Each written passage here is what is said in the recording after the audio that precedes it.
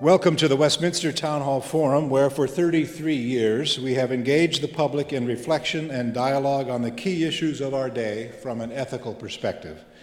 We invite those of you who are listening on Minnesota Public Radio to visit us in person. All forums are free and open to the public, and information on upcoming town hall forums can be found online at westminsterforum.org. You can like us on Facebook and follow us on Twitter as well. My name is Tim Hart Anderson. I'm the senior minister at Westminster Presbyterian Church, located on Nicollet Mall in beautiful downtown Minneapolis, and I'm the moderator of the forum. It's my pleasure to introduce tonight's guest speaker. For over 20 years, Valerie Plame served as a covert CIA operations officer, working to protect America's national security and to prevent the proliferation of weapons of mass destruction. In 2003, she found herself in the midst of a political firestorm when her role as a CIA operative was revealed in a nationally syndicated column, resulting in her resignation from the agency. Since leaving the CIA, Plame has become a public advocate and respected authority on issues of national security, counter-proliferation, and politics. She's an active leader in the Global Zero Initiative, a movement to build a world without nuclear weapons. She's the author of 2 books. Her first book, Fair Game, is an autobiography recounting her years with the CIA. In her just-released novel, Blowback, she and co-author Sarah Lovett have written a story, quote, about a female covert operative who relies upon her intellect more than high-tech weaponry to gather intelligence. One wonders if that's fiction or fact. In tonight's presentation, Security, Surveillance, and Privacy, Ms. Plame offers her perspective on issues of international security, government accountability, and protection of the public trust, all timely topics given recent revelations. Ladies and gentlemen, please join me in welcoming to the Westminster Town Hall Forum, Valerie Plame.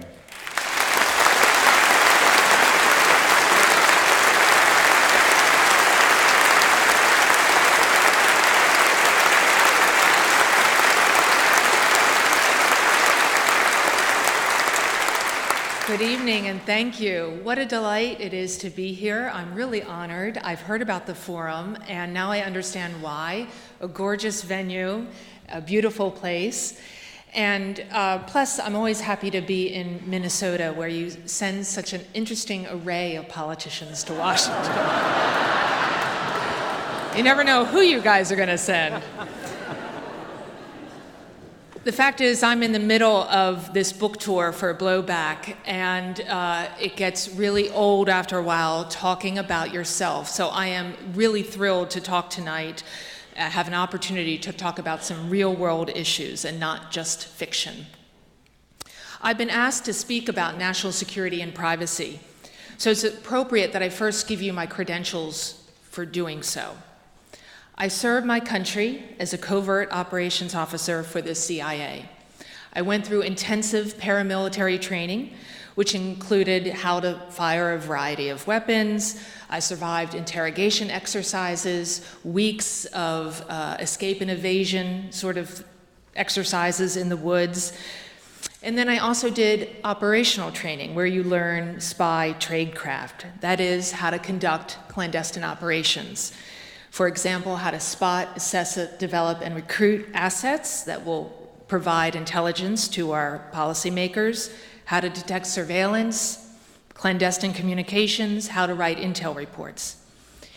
In the CIA, I developed my expertise in nuclear counter-proliferation, essentially making sure the bad guys, whether they're terrorists or rogue nation states, do not get weapons of mass destruction or nuclear weapons.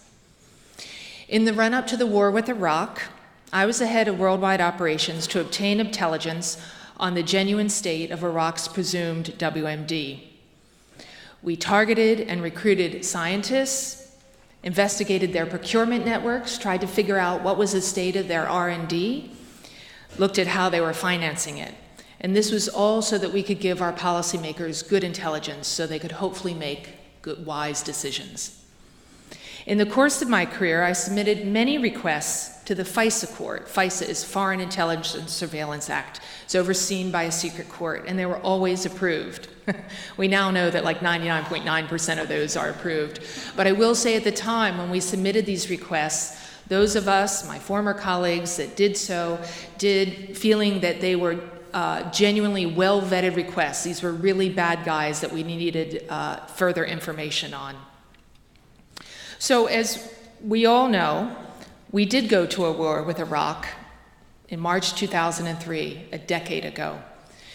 And after the shock and awe, we found nothing.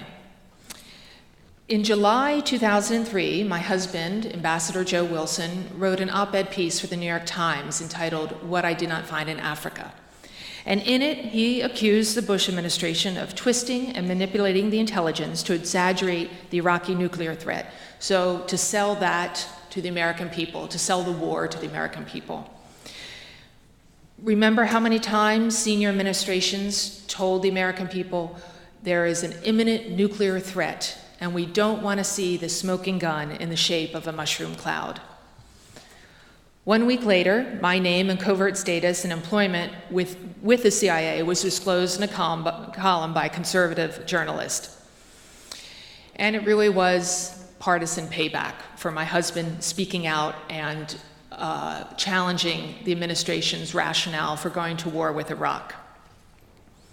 The end of my covert career started a messy, ugly political scandal that ended with a conviction of then Vice President's Chief of Staff, Scooter Libby. So now I'm a private citizen. I live with my family in New Mexico, but I'm still deeply passionate about national security issues, and it's in that capacity that I speak to you tonight. The issue at stake to be discussed this evening is the appropriate balance between national security and privacy. Ever since this story broke in June of this year about the NSA revelations, I have followed this very closely.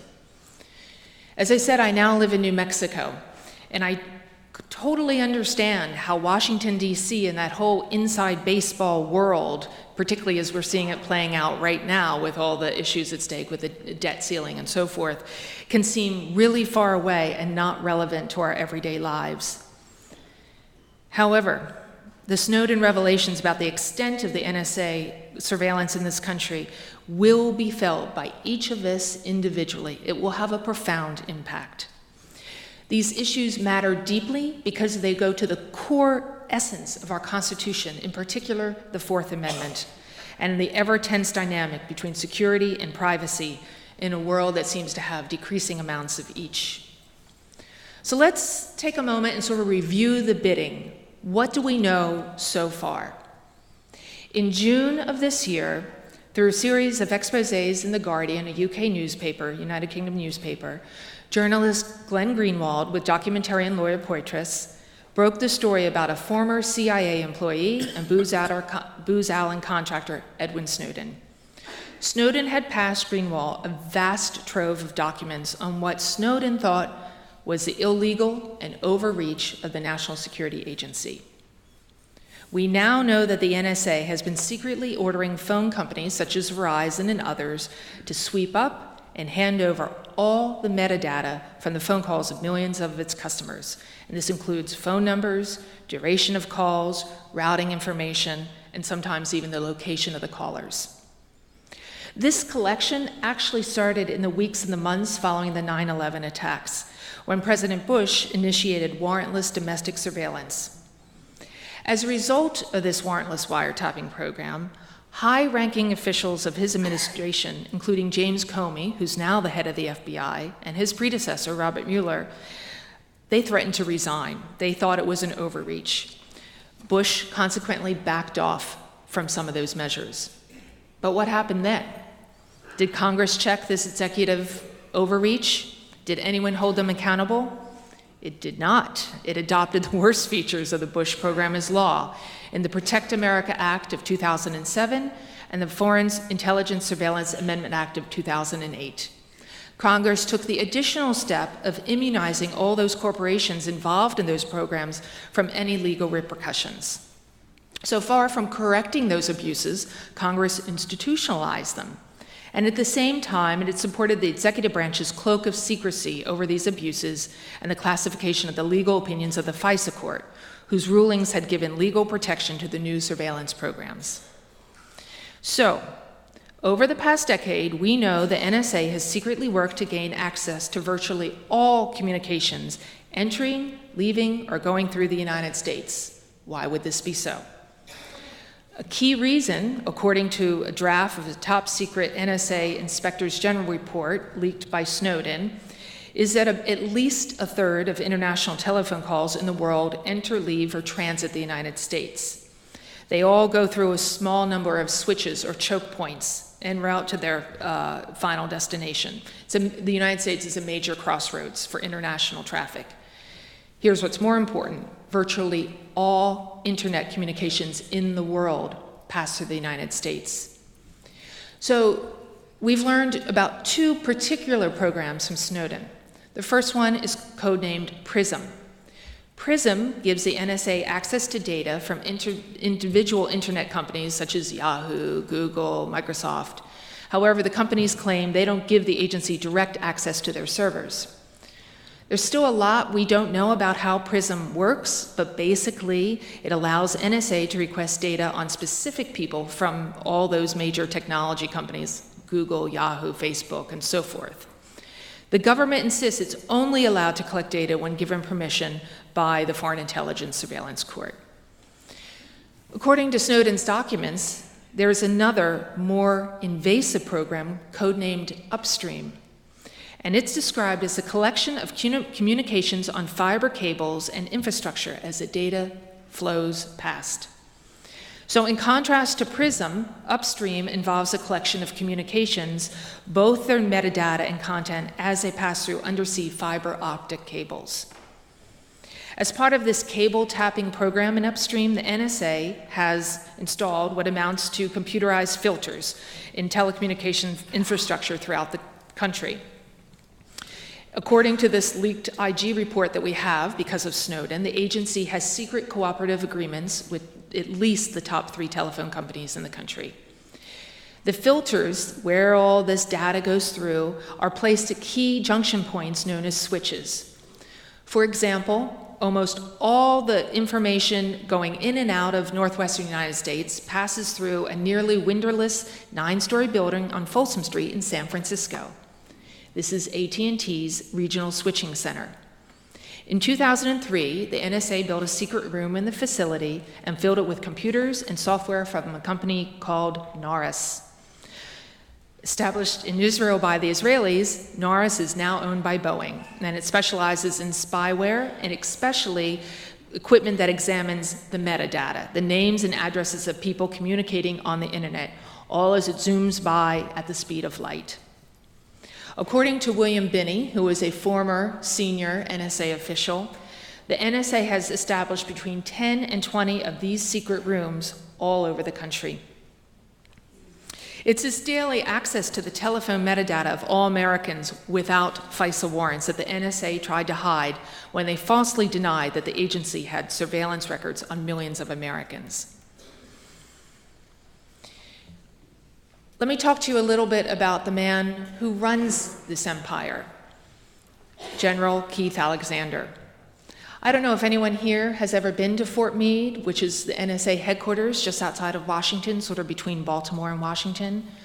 It's a top secret city, and by city I mean tens of thousands of people move through more than 50 buildings. It has its own post office, fire department, police force. And this is the domain of General Keith Alexander, the man who runs the NSA. If he came in here and sat down, I doubt hardly anyone in here would recognize him. But no one in American intelligence has come close to his degree of power. General Alexander is a 4-star Army general, and his authority extends across 3 domains. He is the director of the world's largest intelligence agency, the National Security Agency. He is chief of the Central Security Service, which is a military command, and commander of the U.S. Cyber Command. So he runs the nation's cyber war efforts, an empire he's built over the last 8 years by insisting that the U.S.'s inherent vulnerability to digital attacks requires him to amass more and more authority over the data zipping around the globe. In his telling, the threat is so mind-boggling and so huge that the nation has little option but to eventually put the entire civilian internet under his protection, requiring tweets and emails to pass through his filters and putting the kill switch under the government's thumb. To quote him, he said, "What we see is an increasing level of activity on the networks." He said this at a recent security conference. "I'm concerned this is going to break a threshold where the private sector can no longer handle it, and the government is going to have to step in." It's been reported that his mentality is captured by his motto, "Collect it all." The personality driving all of this, not just Alexander's, but much of Washington's perhaps, is best captured in a profile that Foreign Policy magazine put out that the NSA director, this Keith Alexander, prior to his position, he modeled a war room after Star Trek's Enterprise, and the room was christened as part of the Information Dominance Center. Personally, I found this really alarming. I'm just going to read this. When he was running the Army's Intelligence and Security Command, he brought many of his future allies down to Fort Belvoir for a tour of his base of operations in his facility known as Information Dominance Center. It had been designed, get this, by a Hollywood set designer to mimic the bridge of the Starship Enterprise from Starship, complete with chrome panels, computer stations, a huge TV monitor, and doors that made a whoosh sound when they opened and closed. An important aspect of the story has been the focus on contractors, because when the news first broke about Snowden and that he was on contract to Booz Allen for the NSA, there was a huge outcry. How can this be? Well, I'm here to tell you, you just haven't been paying attention. The roots of this trend of contracting out to the private sector goes back at least as far to the Reagan era, when the political right became obsessed with limiting government and denigrating those who worked for the public sector.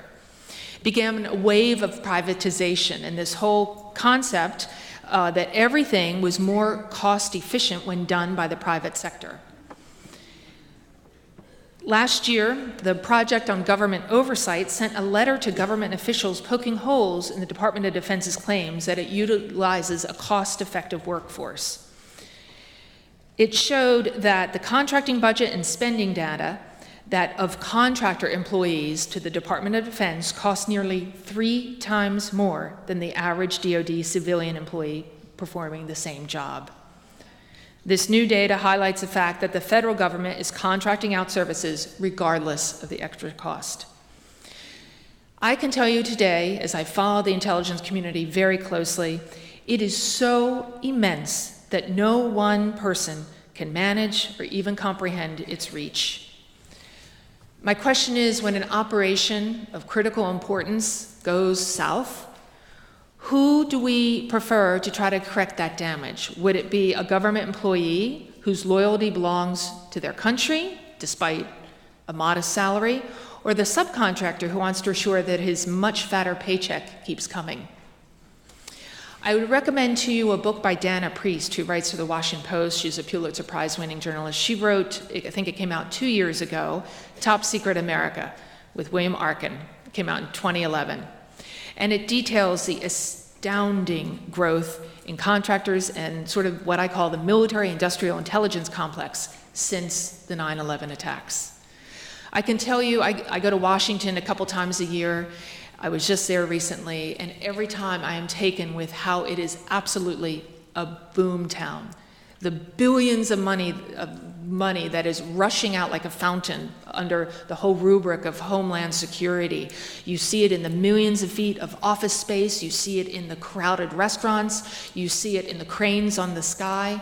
It's no wonder that many of those in Washington really don't understand what's going on in the rest of the country. When these programs first became public knowledge, it seemed to me that there was sort of a huge shrug from Americans, much more interested in Edward Snowden's flight from Hawaii to Hong Kong and then his long stay at the Moscow airport, much more interested in his pole dancing girlfriend. He was sort of the shiny ball that the media was racing after. My friends, and probably yours, didn't grasp at first what these revelations actually meant. I felt like everyone was saying, well, I'm not a terrorist, what do I care? I don't care if the government has all my information, it's fine. Well, what's happened is we have become accustomed to this. We have voluntarily given up so much of our privacy. We know that already with, say, an online retailer like Amazon saying to you, well, if you bought these loafers, you're gonna love these sandals, right? And most people under the age of 25, and I can say that as a mother of 13-year-old twins, they really don't understand privacy in the same way as those, say, over 25, because of the tremendous rise of social media, which has, on the positive side, you can keep in touch much more closely with loved ones and share photos and find out where your friends are for dinner. And on the downside, you've just about given away every last little bit of your privacy. What's the big deal? Let me tell you why it matters. To date, there is no proof that the government has used this information to pursue and harass U.S. citizens based on their political views.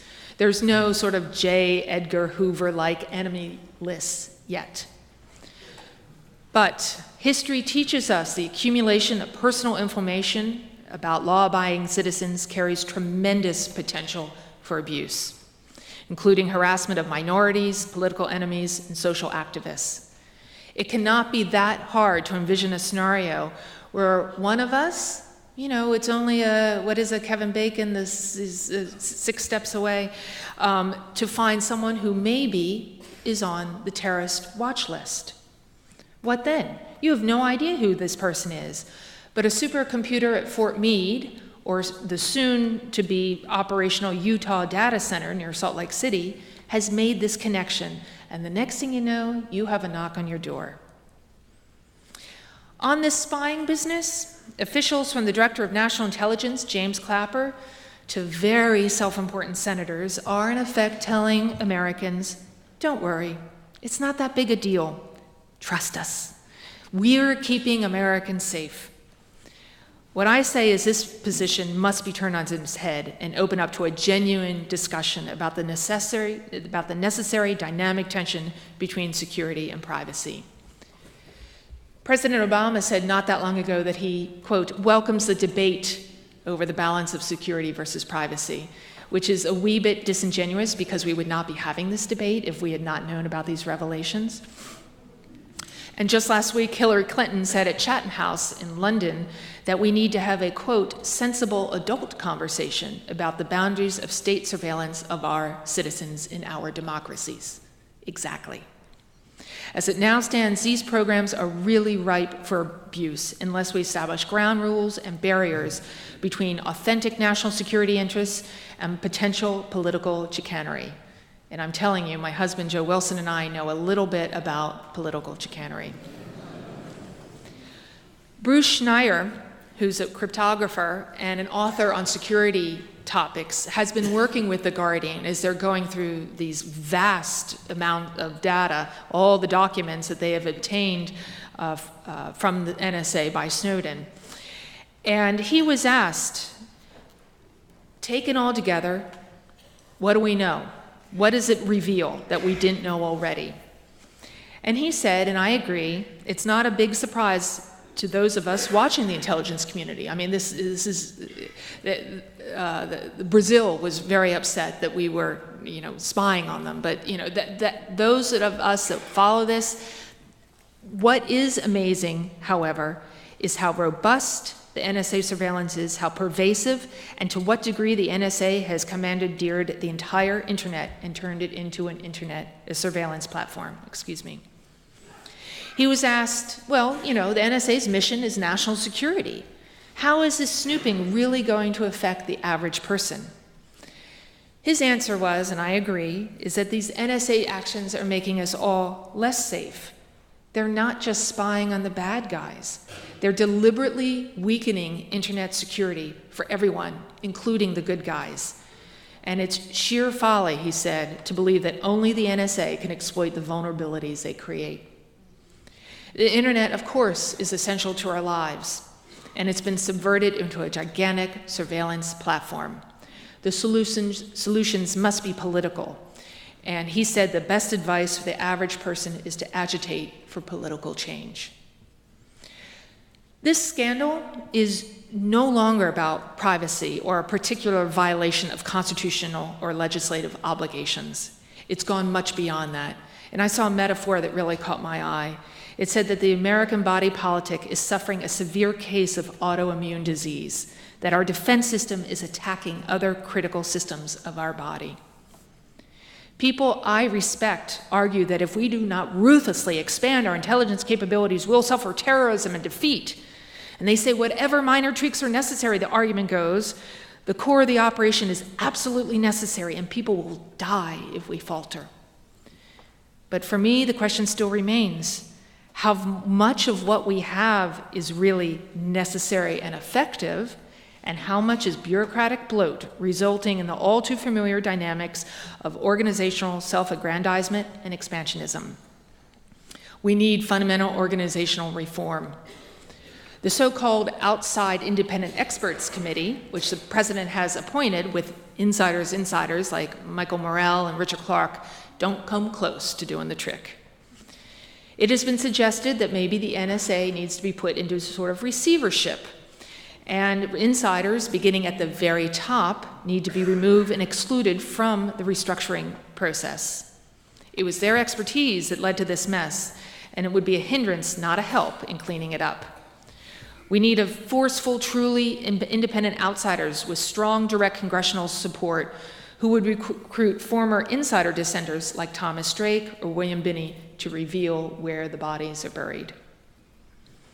I'm going to conclude with a quote from Senator Frank Church, and this is really prescient considering he said this in 1975. He himself, as some of you may know, was in fact also the target of NSA surveillance decades ago. So it's a long quote, but it's worth it, so stay with me. He says, the capability at any time could be turned around on the American people, and no American would have any privacy left. Such is the capability to monitor everything, telephone conversations, telegrams, it doesn't matter. There'd be no place left to hide.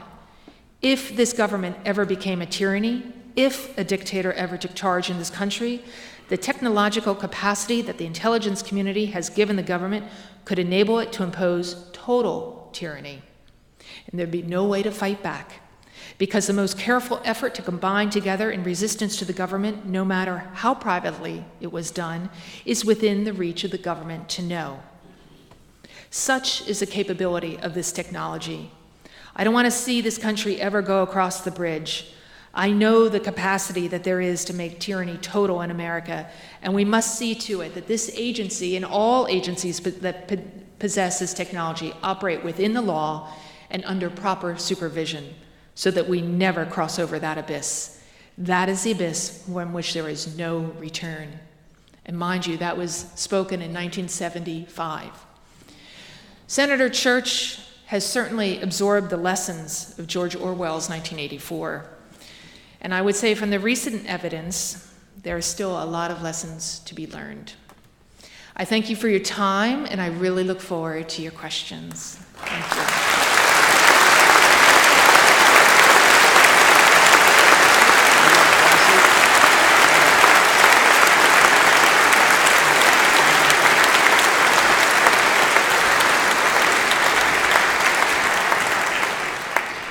Thank you, Valerie Plame. You're listening to the Westminster Town Hall Forum, broadcast from Westminster Presbyterian Church on Nicollet Mall in downtown Minneapolis.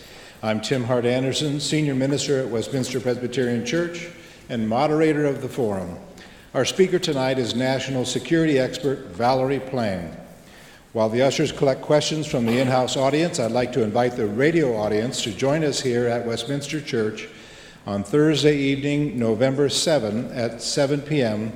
for a conversation with Howard G. Buffett and his son, Howard W. Buffett, on the topic, Finding Hope in a Hungry World.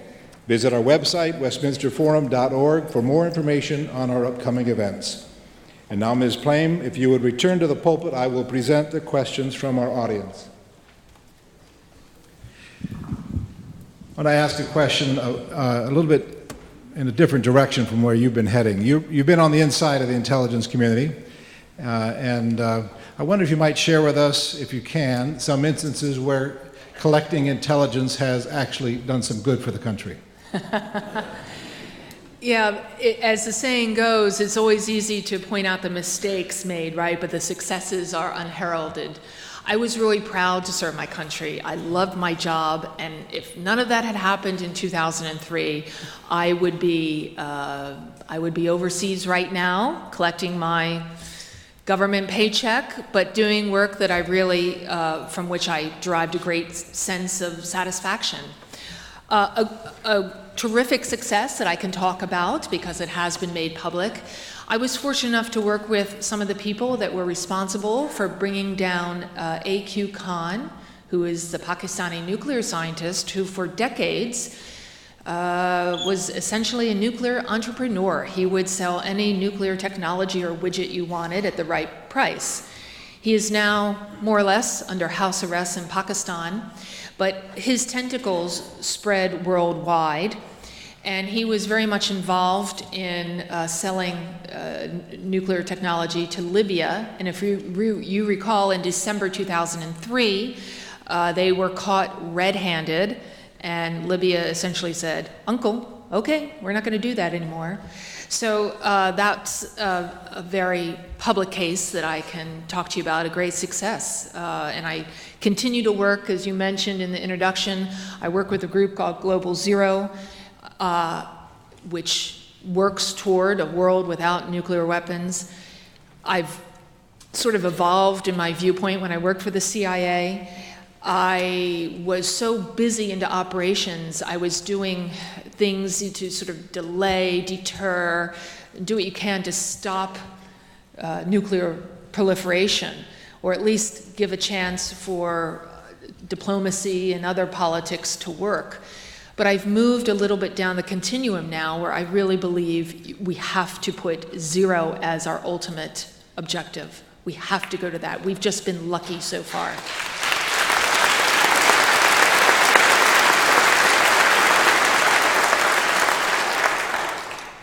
What do you think about Snowden leaking the information? I think a lot of people, when they ask me that, maybe expect me to say, "Oh, that was terrible. He's, there's putting people at risk and so forth in operations," and that may be true. That has not yet actually been demonstrated. What I think is the issue of whether he is a whistleblower and heroic or whether he is a traitor will ultimately be decided, but he is irrelevant to the issues that I just spoke about. That's where we have to have our conversation. And I think, as I mentioned, President Obama said we need to have a robust conversation on this. He welcomes that debate. Indeed, we do. And we would not be having that debate if it were not for the revelations from Snowden. I'll say one more thing on that, which is we now know that there are about 1.4 million Americans with a top secret security clearance. Edward Snowden was one of them. When you have that many people with a top secret security clearance, is it any wonder that maybe you have a 22-year-old private, Bradley Manning, now Chelsea Manning, or someone like Snowden, who, whatever their motivations, comes forward and says, this is something I feel that my conscience tells me I need to do. One of our listeners says, we had no interest in Snowden's flight from Hawaii, but the media seemed upset with it, or obsessed by it. Mm-hmm. How can we get the media to do its job, to inform us? Oh, that's a whole conversation, isn't it? Let me back up a bit. In the run-up to the war with Iraq, I had a front row seat. I was working, as I mentioned, on Iraq WMD, the operations at CIA headquarters, and my husband, Joe Wilson, was very actively involved in that debate leading up to the war. He had served as our charge d'affaires at the embassy in Baghdad during the first Gulf War. He had met with Saddam Hussein. He was responsible for helping to negotiate the release of hundreds of American hostages during that first war. And the first President Bush called him a true American hero. So he was very much engaged in that whole debate. And maybe you don't remember this, it's a decade ago. But since I was there and watching it very carefully, I know that those that said, wait a minute, this might not be in our national interest to do this, I would say, you were called a traitor and worse for even suggesting that maybe we need to have a more substantial conversation before we undertake the most serious of our obligations to the country, which is to send our sons and our daughters to kill and die in our name. And the media, particularly in Washington, you saw this, it was exposed more than ever, the truly symbiotic relationship. There are reporters that, of course, want access to the White House. They need to do that for their stories. But then, if maybe some of the reporting is not liked by the administration, they are denied access, which is not good for their career, much less their networks. I don't have a simple answer to that, only that we need to continue to press our media, ask those questions. Maybe if we had the media ask more invasive questions in the run-up to the war with Iraq, of like, what are you going to do the day after? What are you, what is the planning? How is this going to affect? We would not be looking back, I think this country does, with great regret with our actions in Iraq. I was somewhat heartened to see that despite the truly horrific pictures that everyone saw in August with the chemical gas attack in Syria, and there was a hue and cry, we must do something. The American people, though, clearly fatigued by our military adventures over the last decade, sort of with more or less one voice said, what are we going to do? How is this going to make things better? And furthermore, we're not even sure that those that are against the Assad regime are really going to be on our side after the next day.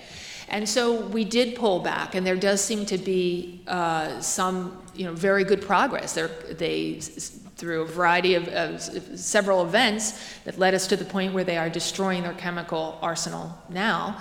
So now they can kill each other by more conventional means. But it's really, the role of the media in this is critical, and we as citizens need to push and keep asking those questions.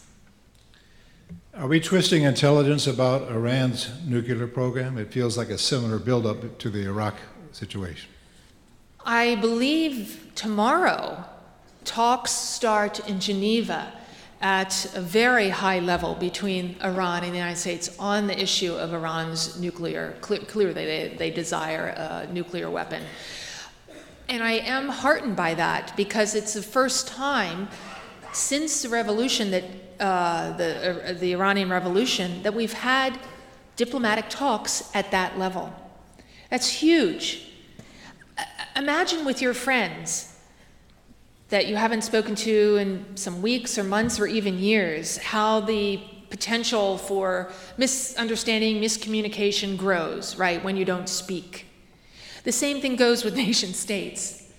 I don't believe that diplomatic relations should be parceled out like, ice cream cones for those we like. I think the United States is great enough that we can speak to our enemies and our friends alike. And I am really pleased that we are finally sitting down.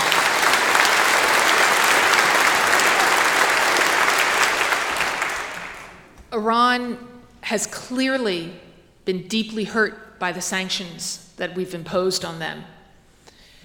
But they also want to rejoin the community of nations. I believe that. There is a lot of interesting things that are swirling around right now, but I think any time that you begin to have that dialogue of what's in their best national interest and what's in our best national interest, you can start someplace. And I'm I'm going to be following that very carefully. How does the scope and effectiveness of NSA digital information monitoring compare with that of other countries, say China, for instance? I'm not an expert. Clearly, China is very much using their capabilities offensively.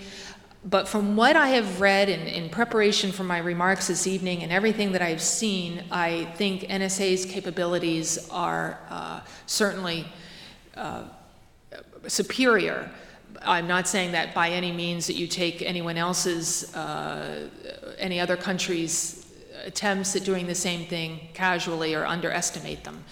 But the point of my remarks this evening is we really need to pay attention to how this will affect all of us and ask those questions and find people that think like you to say, wait a minute, is this really how we want to set up our democracy or to be in this society, in this democracy? Does the U.S. government look more foreboding or ominous to you now that you're on the outside compared to how it looked when you were on the inside? There is something to be said for when you're sort of in the water swimming with the other fish, and you don't realize that you're in water, right? And then when I resigned from the CIA in 2007, because obviously my covert career was over, I thought I had the best job in the world. I could no longer continue. And then you step away, you go, that was a little strange, wasn't it? But living that cover and living that life, and of course they give you a lot of training to go into it, I never found it particularly strange. I mean, I loved working on counter-proliferation issues. I loved living and working abroad. I met some amazing people along the way. Whether you're in the CIA or serve in the diplomatic service or serve in the military, when you are overseas, you are not serving as a Democrat or a Republican, right? You were serving as an American, and that was definitely my mindset. When we were back in Washington, and all of this happened in terms of the leak of my CIA identity in 2003 and the resultant, the consequences of that, I certainly paid much closer attention to politics than I ever had before. But I have to say, honestly, it seemed the entire country there was some seminal shift, some polarization that happened after the election of 2000. When I was growing up, it was sort of considered poor form to talk about politics, right, at the dinner table, and no one has those inhibitions anymore, which goes both ways. But I am concerned, just as a private citizen now, of course, what we're seeing in the news right now, it's seemingly inability to govern, to come to any sort of compromise, to find practical solutions, and on the issues that I just spoke about this evening of security versus privacy. Do you have any evidence or suspicion that your communication is being monitored now? Well, I will tell you that my co-author, who's Sarah Lovett, and she also lives in New Mexico by coincidence, we work together on Blowback, and it is fictional, okay? It's a spy thriller. But I will tell you that a lot of times our communications don't get through to each other. A lot. And I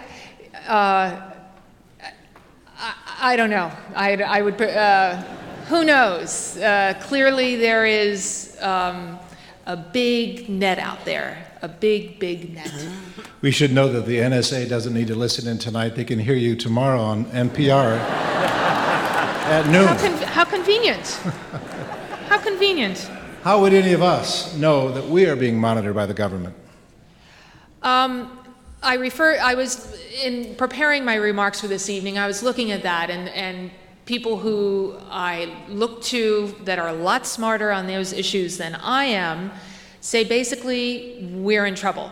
There is no way. A lot of backdoors have been built into the internet security products that are out there because the government knocks on the door of the company that's making them and says, okay, this is all very well and good that you have your private communications, but in case there's any sort of terrorist action, we need to be able to get into this. And you may have heard over the summer, there were some of these private encryption firms that actually closed their doors rather than allow the government turning over their sort of customer list to the government. And they were really, I've listened to some of their interviews, they're extremely prescribed from what they can say publicly. I mean, they can't even say publicly, yeah, the government won't let me do this. They have to really just talk around it. But I find that frightening. There is no guarantee of safety, right? There is no guarantee of safety. That is that is the human condition. So how much are we willing to give up? I've flown a lot within the last 2 weeks on this book tour, and every time I stand in line and take off my shoes, I think, how much are we going to give up to continue is it a false sense of security? What's your assessment of current U.S. counterintelligence efforts, especially CIA, FBI cooperation or lack of it? That seemed to be really an important subject in the weeks and months following the 9/11 attacks, that there was this lack of cooperation. I will say personally, in my career in the CIA, I've worked with various folks in the FBI, and I always had a very good working relationship. But that, we're at the worker bee level. At the political levels, maybe not so much. And that was supposed to have been fixed from the 9/11 Commission and other overtures. There's now, of course, from the 9/11 Commission, one of the things that was set up was something called the Director of National Intelligence. And that's James Clapper, who oversees that right now. And he oversees the 16 to 17 intelligence-producing agencies in America. From everything I can see, it's really just another bureaucratic layer. I do not see any value added. I think we are at the point where there is so much information now coming in. What's beginning to happen is there's more and more databases, and there's more and more stovepiping, which is exactly where we were before 9/11, right? There's too much. It is vast. Again, if you have a chance, read Top Secret America by Dana Priest. That will give you a sense of the size that we're talking about. If we follow the money, where do we end up? Who especially is profiting from the privatization of security? Well, as I said, just go to Washington, D.C. Really. It is boomtown, folks. The money there is unbelievable. And this comes from I think the figures are somewhere estimates between 60 and 70% of the intelligence budget goes to contractors. What? Really? I agree, there are some things that can be done more effectively, more cost efficient in the private sector. But I don't think we should be giving them core intelligence mission work. And they say they're not supposed to, and they don't do that, but that's not how it happens in reality. So who is profiting? I would say those that have those really nice government contracts. And it's billions and billions and billions of dollars that we have spent in the last decade as a result of the 9/11 attacks and our need for security at the expense, I would say, of things like infrastructure, education, jobs, you know the list. Say something about your personal background, if you would. How did you end up working for the CIA? Who were your role models growing up? What put you in that direction? I think what I can say, I can't tell you specifics or how old I was when I joined the CIA, because the agency has taken the position that I'm not permitted to acknowledge any agency affiliation prior to 2002. So I dropped from the sky. But what I can tell you is this. So I come from a family where public service is considered something something noble. Maybe that sounds corny. Okay, so my dad fought in World War II in the South Pacific. He was an Air Force officer. My brother served and was wounded in Vietnam as a Marine. My mother was a public school teacher. So when I was given this opportunity to join the CIA, I left. First of all, it sounded like a lot more interesting than what any of my friends were doing. And I was delighted that the government was going to pay me to live and work overseas. And as I said, I love my job. And growing up, I can't say that I grew up thinking that working for the CIA or espionage was a viable career option. I didn't think that at all. But it sort of fell in my lap. And although I think back now, and I really did enjoy Harriet the Spy. You know that book? Thank you for revealing that secret. Now that security agencies have gotten a taste of near total surveillance, is putting the genie back in the bottle even possible? Is resistance futile? I'm an optimist by nature. We are at the point, you wonder, what is the tipping point? There is no constituency, really, in terms of pushing back against such a vast, as I call it, the military-industrial intelligence complex, right? There's not a whole lot of money in it. You're not going to see lobbyists giving millions of dollars to their congressmen and women to say, you know, you really need to downsize here. It's just way too big. But where it can be changed is, as it always is in a democracy. You find like-minded people, you find the candidates who support your viewpoint, you are engaged, whether that is at a local level, serving on your local library board or whatever, you know, stuffing envelopes for a candidate you believe in. I mean, there's so many ways to be engaged. And there are days, as these days are, very disheartening to be a citizen of this country. But I am slightly heartened when I remember Winston Churchill's quote, which he says, democracy is the worst form of government, except for all the others that have been tried. If the president were to call you and ask you to come to the Oval Office and make 2 or 3 suggestions about the military-industrial intelligence complex, what would you say? Oh, that's such an overwhelming question, isn't it? First, I'd want to make sure that, you know, I had the right shoes and...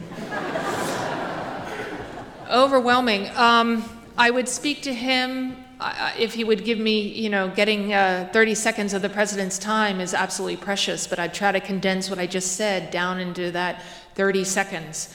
And he is obviously got a long to-do list. I'm sure there are days when he wakes up, he goes, oh, I'm still the president. But I do know that one of his personal things that he wants to accomplish, and you know that he's thinking about legacy, even in the midst of these really terrible, anxious days. And something he feels personally about is continuing to working on reducing the nuclear arsenals of the US and Russia. We still have the preponderance of nuclear weapons, 90% in the world. And this is somewhere that he has made tremendous progress. He has moved the needle for the first time. And so I might use maybe 15 seconds of that time to keep encouraging to do that, because with all the problems that we have, and we do have a lot, if you do not get that one right, the nuclear issue and the proliferation, let me tell you, none of the other ones matter. It appears that our right to privacy continues to erode. For instance, I'm still unhappy that anyone can look into my backyard thanks to Google Maps. What can an ordinary citizen do? This is really hard. Again, from my research on this, I've asked that question. The internet now is an integral part of our lives. I don't know who's willing to live on cash economy, just cash. The internet brings this tremendous amount of advantages, As a, you get all kinds of things delivered right to your door. I go back to, it has to be, we are in a democracy, and it has to go back to political solutions. And if this is something that you care about, you find those that are in office that are concerned. Most recently, we have seen a great deal on this issue from Senators Ron Wyden and Senator Udall, who have spoken out again and again and again to say, wait a minute, what are we doing here on the NSA? This is a tremendous overreach. They're always very careful with their words not to go into any sort of classified territory, but those are two senators that come to mind that have really worked very hard on this issue. What can we do to protect our children and youth from the dangers you warn us about, loss of privacy? What do you do to protect your two 13-year-old twins? I lurk. I lurk on Facebook. So I have a son and a daughter, 13-year-old twins, and in typical developmental fashion, it's my daughter who is much more social and finds all of that much more alluring. My son tends to just text, sup, to his friends. Sup. So I told my that I would just speak from my what I have been doing personally. At 13, she really wanted a Facebook account, and up till that point, I had been able to say it's illegal to do it before you're 13. But at 13, she can open an account, and I told her that I had to open up an account. But I said I'm going to be watching everything that comes in and goes out, not because of you, because it's a big wide world out there, and of course the potential, as we're hearing more and more about bullying, online bullying, all of that, you just want to watch everything that comes in and goes out. And I tell you, it is I feel like a fuddy-duddy, and I'm not, but keeping up with whatever, Snapchat was the thing for a while, then it's Instagram, all of these things, which I try to tell myself that this is actually good, is keeping my synapses moving, I'm not, stuck in 1980s, but it requires constant vigilance, as though parenting teenagers isn't hard enough, right? There's this whole new wave of things that you need to be aware of, and how I think schools are really going to have to step up a lot more. So far they've been able to say, oh, what happens outside of school is not our concern, but in fact it's such a part of our lives now, whether it's bullying or whatever it might be. So I see a growth industry there over the next decade. It's been 10 years since you were outed in Robert Novak's column. How do you feel about that now, a decade later? How do you feel about him? Which part? Well, he's dead. I know, but about his... Just saying. You're not suggesting. Okay. But in terms of how do you feel about that experience at the time? So it's been a decade, and I'm really grateful that it's been a decade, time and space. As I mentioned, we moved from Washington to New Mexico, and that has been very helpful. We've been busy rebuilding our lives professionally and personally. It was a really searing experience, but millions of people lose their jobs all the time, and you need to figure it out and put your shoes on, lace them up, and keep walking forward. What was really helpful was that we had then small children, and they really don't care how your day was. They really just want your affection and your love and your attention, and having, to be able to concentrate on them and move away from what could otherwise be completely toxic self-absorption was probably really mentally healthy. We have time for one more question. Okay. Given the state of Washington today and what you know about it, are you hopeful about America and its future?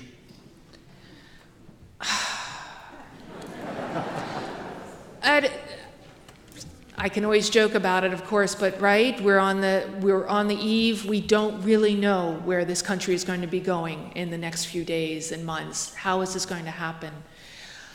I am optimistic because I do a lot of speaking to young people in universities, and they are bright and engaged and caring. And I always encourage them to consider public service. The other thing I'm encouraged about is when I see what comes under this rubric of called social entrepreneurs, right? Where they're using the power of technology to solve problems. It used to be just sort of nonprofits, but now that it's just sort of like been blown up. And when you see what you can see in some of the problem solving of the world in places like in the TED Talks and so forth, that you go, okay. I mean, I think it's always a race for the human race between education and catastrophe. Which one's going to win, right? Can we innovate and educate ourselves out of the mess the big hole that we as humans have dug for ourselves? I hope the answer is yes. I just saw that, I'll end on this, that Paul McCartney just put out a new album, the first one in 6 years.